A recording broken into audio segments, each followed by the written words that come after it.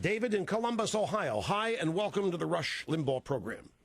Hey, Rush, it's an honor to speak with you. Thank you, sir. My question for you is simply, I'm young, I'm only 21 years old. Do you feel that we've lost a lot of the youth in this country as far as their views on politics from the left and the way they persuaded people and instilled into liberal institutions, that's universities? There's nothing new about that. The young people have always tended to be liberal or lean left. There really is nothing unusual in it, and the fact that they don't vote in great numbers is something that hasn't changed either. There's nothing unique about that.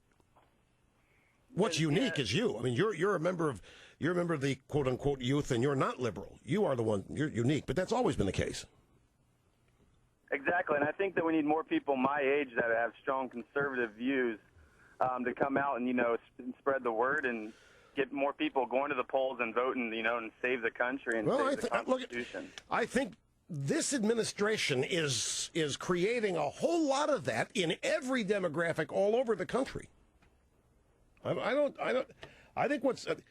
check my emails. People are livid out there over all this. I don't care what the age group is. Now, I understand you're young and you're frustrated. I was your age once, and I too was frustrated that most of the people my age were a bunch of dolts and idiots.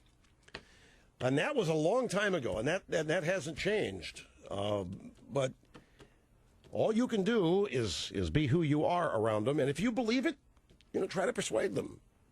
I completely agree. I just wonder if the universities and the way they push on and shove liberalism down their students' throats, if that plays a role.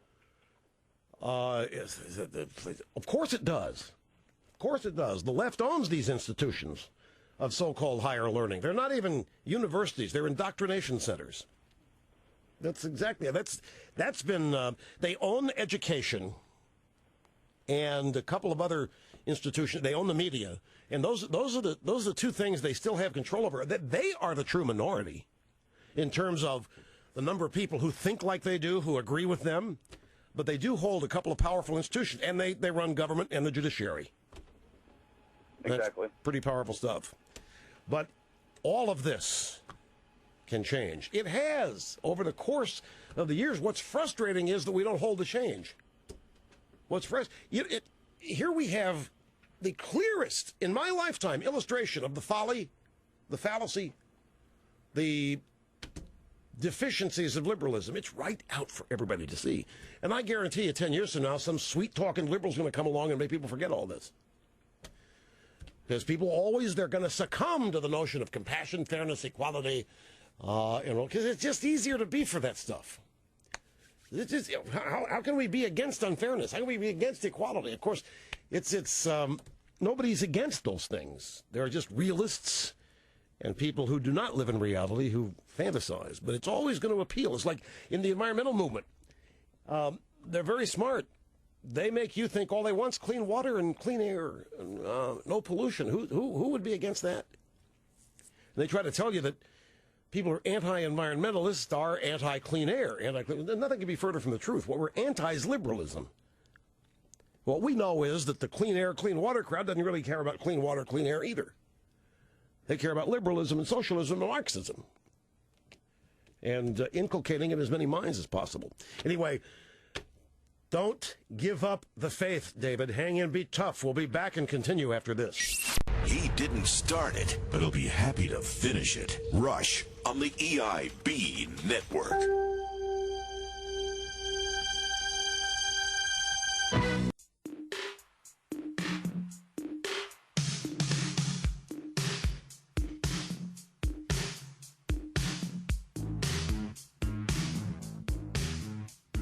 One of the reasons why young people are liberal is because they're children. Children are used to being taken care of. And liberalism promises to take care of you. The state is going to take care of you. Liberalism means being a child of the state. Liberalism means turning your life over to your rulers and so forth. It's easier. It's much liberalism. I once told you, liberalism is the most gutless choice you can make. It's the easiest thing in life to do, is to be a liberal. Let somebody else take care of you?